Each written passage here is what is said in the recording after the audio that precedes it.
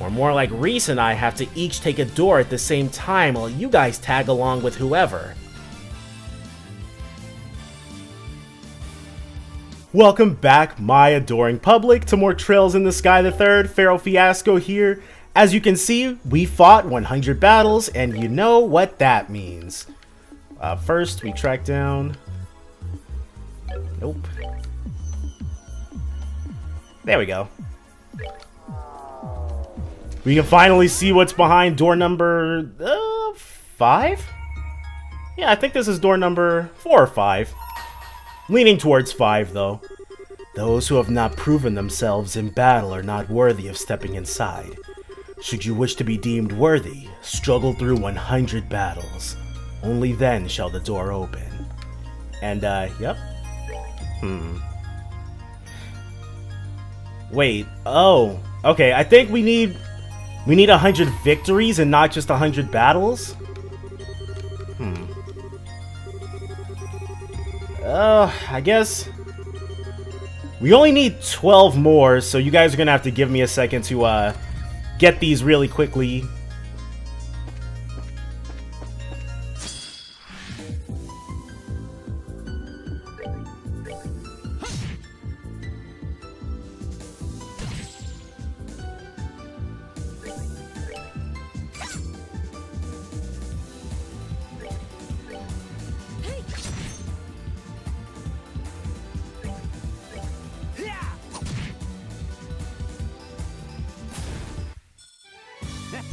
Not bad.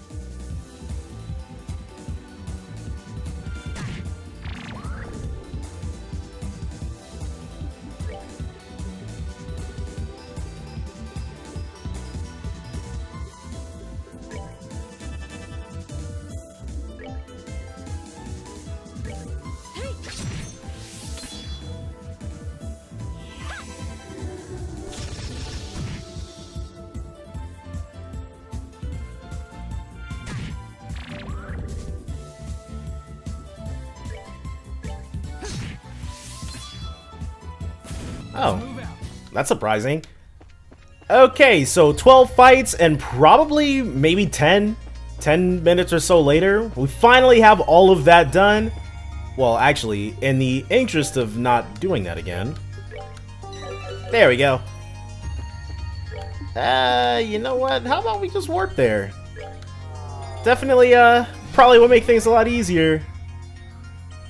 Alright. Not proving themselves in battle, but that's not the case anymore. Struggle through 100 battles, yep. Yes, finally. Okay, so we need 100 victories and not just 100 fights. I getcha. I understand. So, let's see who it's about now, I guess. Star Chamber, yep. Oh, everybody gets to enter. I shall grant to you a memory fragment and my blessing. This one must be about Kevin, then? Kevin and Reese, they're the only two people who'd be constants, right? Enclosed is a report on the damage dealt to the former Principality of North Ambria by the Salt Pale. Also contained within is research on the Pale itself. Holy City of Arteria, Congregation for the Sacraments. So I'm guessing that Rufina wrote this report then. No, Reese did. I hereby present this report to you, Your Holiness, ever at the side of the goddess. This report contains classified information and may only be read by those with the clearance to do so. Certain sections of the utmost secrecy have also been blacked out. So this is gonna be our collect them all then. Progression of events after the Pale's appearance. Okay. July 1st, 1178, 5:45 a.m. An urgent report came in from Haliusk Cathedral in the then Principality, now a state, of North Ambria in northern Zemuria. So, 1178, and it's like, what, 1203 right now? So this was like 30 years prior, roughly? It stated that a giant white pillar, so tall it appears to kiss the clouds, had appeared on the outskirts of the city. Bishop Alexei, the one who sent the report, behaved as if extremely unsettled by what was happening. By urgent order of the committee, 2 knights of the Gralsritter, the 8th Dominion, aka the Roaring Lion, and a squire, both of whom were working on another mission in a nearby nation, were dispatched to perform a formal investigation. Okay, we've heard the moniker the Roaring Lion before, and several people were like, hey, don't forget, you've heard the Roaring Lion before officially. It was definitely in Cold Steel 2, and who was it? The Roaring Lion. My mind keeps going back to Laura's dad, but I don't think that's correct.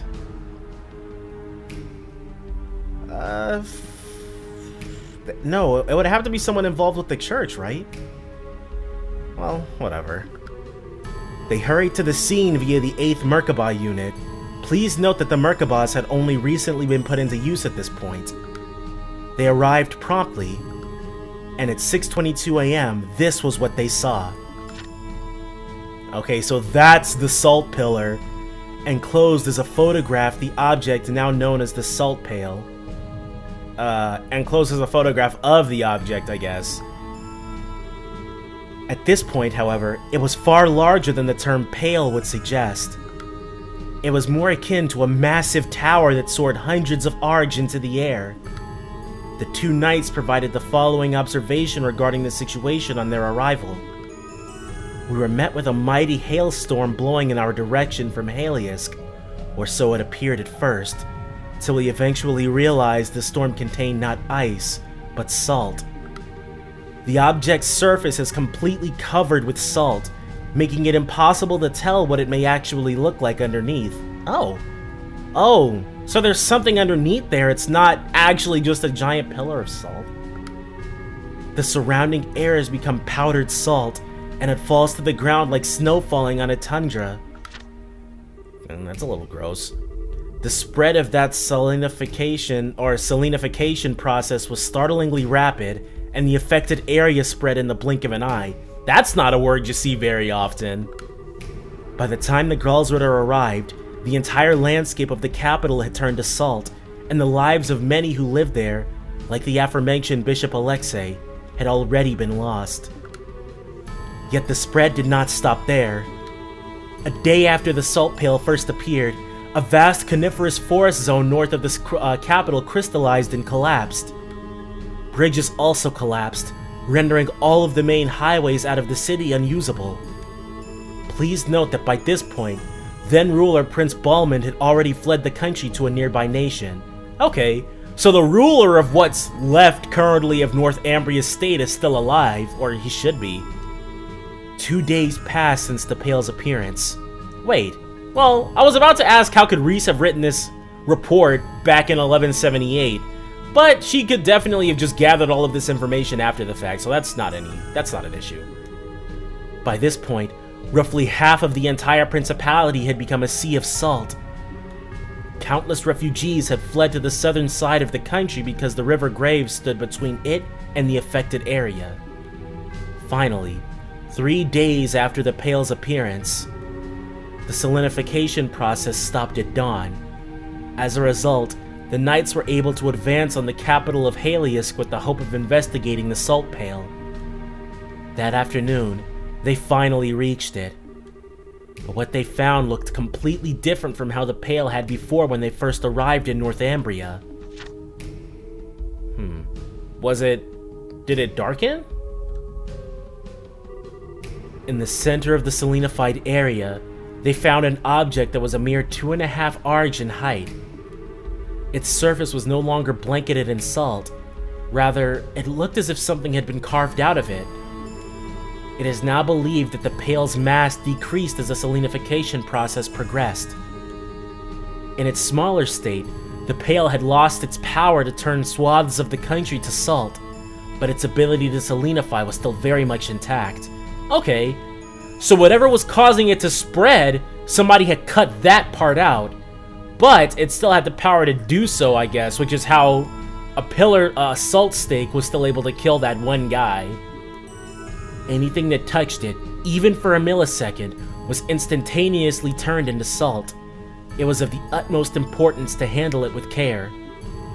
In order to complete the mission without physical contact, the Gralsritter required the use of the sacred tool Gleipnir, which was delivered to them from the high seat in Arteria. Since then, it has been kept closely sealed away deep within the high seat of Arteria. Still, while the recovery mission was ultimately deemed a success, the damage already caused was equally vast and significant. No damage to the surrounding nations was reported, but it resulted in the destruction of 3 of the 5 administrative districts of the Principality, including its capital.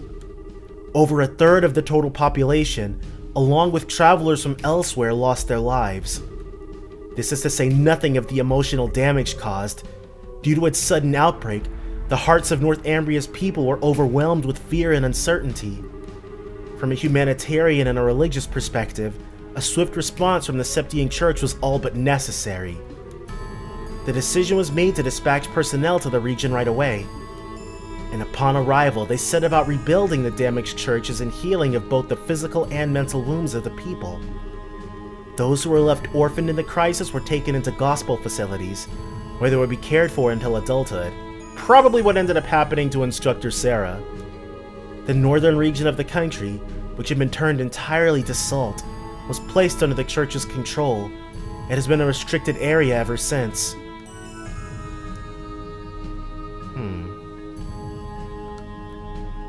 Probably the Jaegers. Supplementary notes.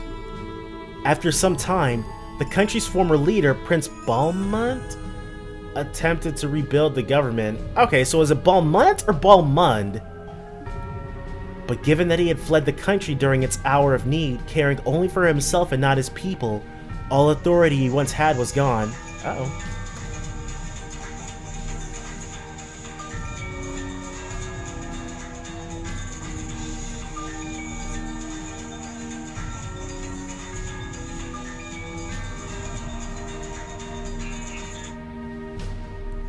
Sorry about that. But yeah, there's been some slip-ups here and there, but that's the first time somebody's name has changed between mentions. The following year, the country's people led an armed uprising, and the Principality of North Ambria was no more. Okay, so those are the former countrymen of Prince Balmund. Eventually, elections were held, and the country became a democracy, thus bringing about the birth of the autonomous state we know of now. This was also when the former Principality's armed forces reformed as a vigilante corps. Is this the birth of the first Jaeger Corps? Given the extreme poverty of the state, however, the majority of said corps considered gathering foreign currency to be of the utmost importance. But I think we know this is where we fought some of these guys actually, and this is where Instructor Sarah got her start.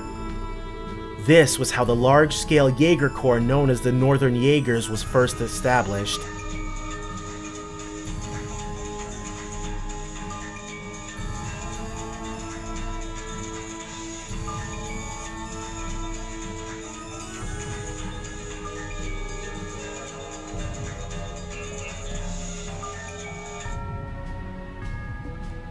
Okay. As far as the rest of Zemuria is concerned, this is where the tale of the Salt Pail ends. But a number of very important questions still remain unanswered. Yeah, who created it, who dropped it there, why'd they drop it there, just to name a few. Perhaps the most obvious of these is where it came from. Despite the considerable size of the object and that it appeared on the outskirts of a populated city, no information is available regarding the moment it first appeared. The most popular theory is that its appearance was due to something akin to spatial translocation, but no hard evidence exists to support this or any other theory. So, are they saying it was Blue Blanc who did it then? He's the only person we know of that can do spatial translocation. Well, some of those Zephyranthes were able to come out of nowhere, right? Maybe it was the 13 factories? Or wherever Millium and Altina came from. Of more importance, however, is its positioning in the teachings of the Septian Church. The Pale is clearly different in nature to artifacts, and appears to be a more fundamental manifestation of the goddess's powers of creation. Committee report. With the limits of our knowledge at present, this is as far as we can get to the truth. There are some who have proposed that maybe one of the Septarions, but no evidence has been found in legend or scripture to support this belief. Nevertheless, these questions and many others need answering, and the Congregation for the Sacraments continues to study the Salt Pale to this day. The most accepted proposal comes from those who believe the Pale should be seen as nothing more than a gift from Adios, and they continue to consider various means for her church to make good use of it. Right, good use. I'm sure Instructor Sarah will be very ecstatic to hear that. Salt Pale Bolt. Or Salt something Bolt? What's that second word? Salt Paling Bolt? Salt Paling Bolt, rather. The most realistic of these plans is using it in the manufacture of a sacred tool used for execution. Parts of the pail are cut away using high-pressure water and then surrounded with a cylinder made from salt crystal, allowing them to be fired directly into the target without requiring the user to make direct contact. Those are extremely dangerous to carry around on your person, though, I'm sure. Should the bolt make successful contact with a human target, their whole body would turn to salt, killing them in mere seconds. Wait, Kevin Graham's signature is at the bottom of this one. There are no known means for reversing or stopping the process. This approach does not come without flaws. It seems unwise to be careless with an object we still do not understand the true nature of, for one thing. There are also humanitarian concerns with executing someone in this manner.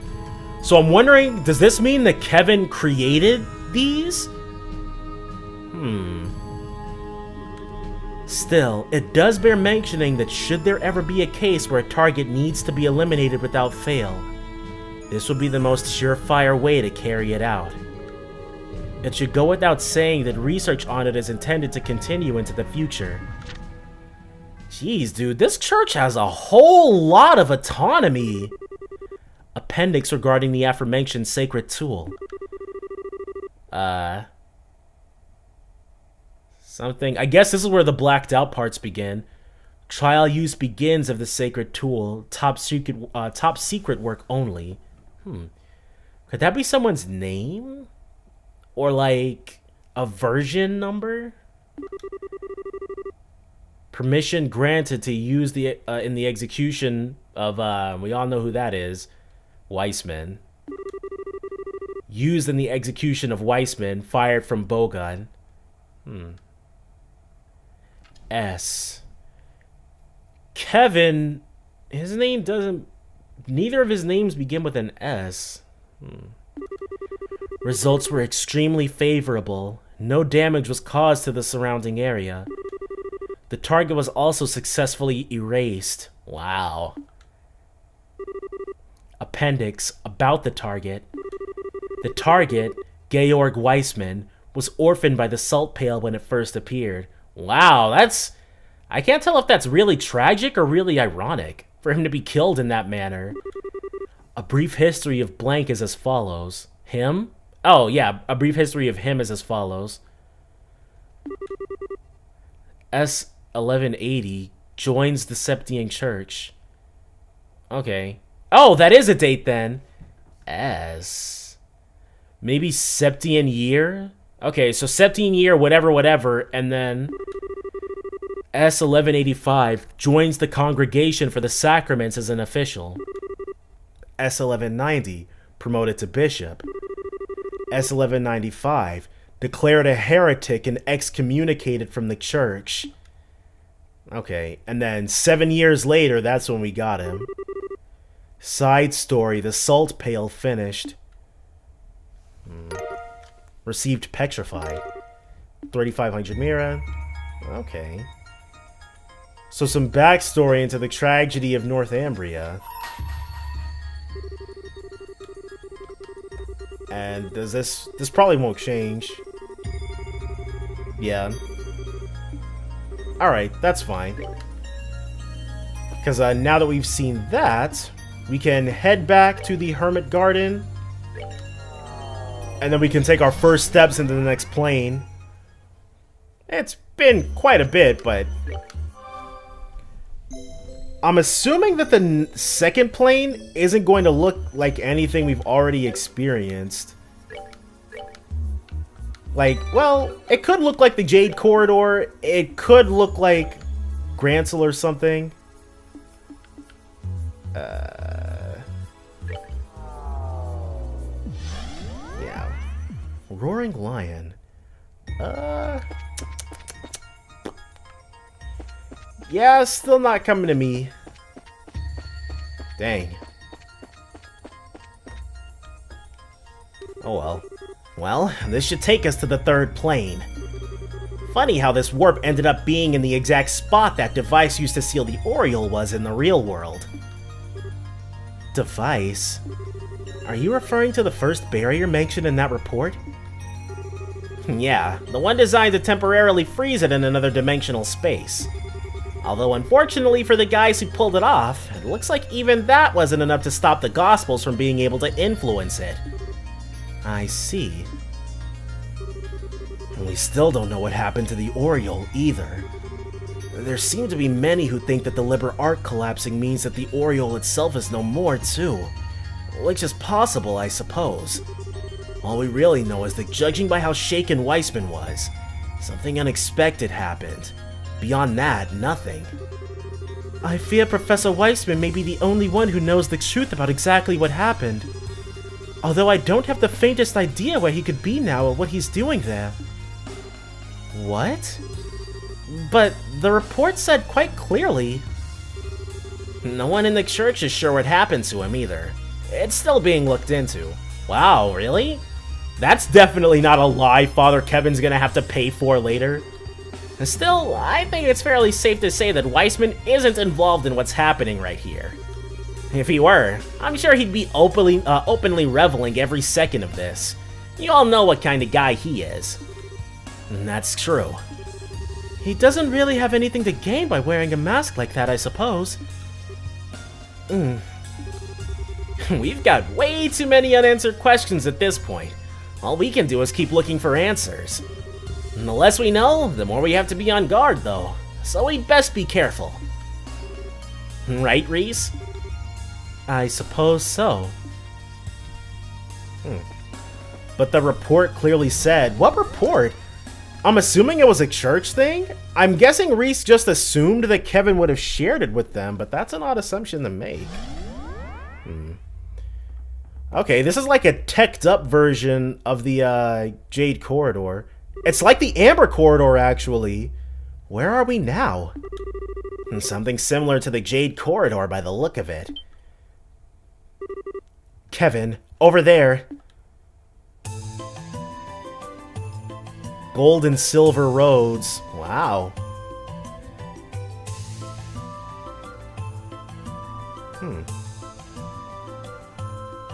That's interesting. A gold and silver gate? Well, this is foreboding. Again?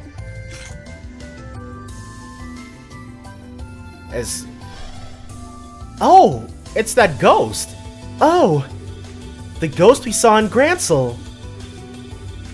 Visitors from afar. Bearers of the Grail emblem. Can you hear me?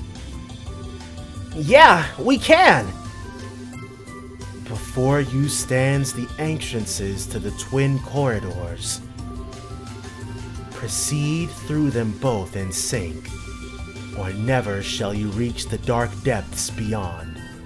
Proceed through them both in sync, so we've got to split the party for the time being then.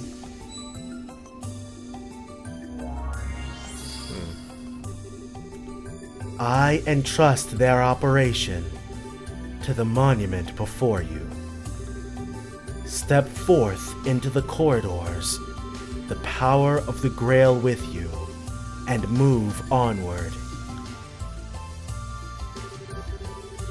But beware. Once you have stepped through the doors, the trial must be completed. Huh. Ooh. A little Butterfingers that. Oh. Well, that's one question answered. That voice we've been hearing all this time was hers. Although now the next question is, who is she anyway? Whoever she is, she gave us some valuable advice on how to proceed. I think Chloe recognizes her as like an ancestor of hers or something. Step forth into the corridors, the power of the Grail with you, and move onward. And I say we take her up on that advice. Moving in sync means we're gonna have to split up though. Or more like Reese and I have to each take a door at the same time while you guys tag along with whoever. And that's how I took it too. If we don't do it the way she said, I doubt we'll be able to advance. They sure aren't making it easy for us, huh? So this might be the Shara-Agate split of this game then. And that means we're going to need to split up us two so that you guys don't go in alone. It's still not the most ideal situation when there are only 4 of us and things are so dangerous, but it's what we have to do. Why not ask the rest back in the garden to help us? That way we could form 2 groups of 4, and that should hopefully be good enough for any challenges up ahead. But that voice said that Kevin and I needed to be the ones who stepped through the gates. Sure, but that's all she specified, and that you and me needed to go through different ones. She didn't say anything about what these guys have to do. Plus, there's no telling what's waiting for us on the other side. We could use their help. Alright then, thank you. Not a problem. So, what should we do? Should we call everyone here right away? Even if we did, I wouldn't blame them if they wanted some time to prep before heading out. Especially since I've got a hunch that once we go in those gates, there's no going back out. So instead of calling them here, let's go back to them. Then we'll all come here once we feel up to the challenge. And maybe the third plane, whichever gate we pick, decides our next couple of party members. Maybe we get 2 party members apiece.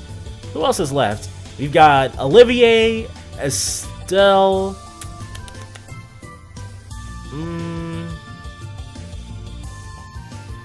That's all I can really think of. Shara, no. Olivier, Estelle, Shara. And a 4th one. Ren! Ren was in the opening. Colonel Richard was also in the opening. The dungeon on this plane requires you to form 2 parties, with Kevin and Reese as their leaders, in order to advance.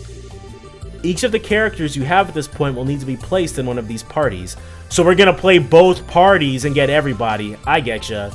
So that kind of sucks, because I thought they were gonna have us play as Kevin, and Reese go the other way, which means we can't just put Josette and Tita on... We can't just throw Josette and Tita on Reese's parties and be done with it, because that party will be severely gimped. Furthermore, after beginning the dungeon, you won't be able to return to the garden until it is complete. To begin exploring, inspect the monument at the start of the 3rd plane and choose Explore 3rd Plane. Alright. Well, let's, well, I guess we should head back and talk to everybody first. See if anything, on that front has changed. No doubt these planes are gonna take some doing. I've also got to think of, because we can't, if we have to play as Kevin and Reese's teams both, there's no way that Josette and Tita can both be on the same team. Oh. Okay, so nothing's changed there. Alright. Well, I'll probably prep off screen. Definitely, guys, we're gonna go ahead and explore the 3rd plane, but that's all gonna be next time, though. So join me then for more Trails in the Sky the 3rd. Bye for now, guys.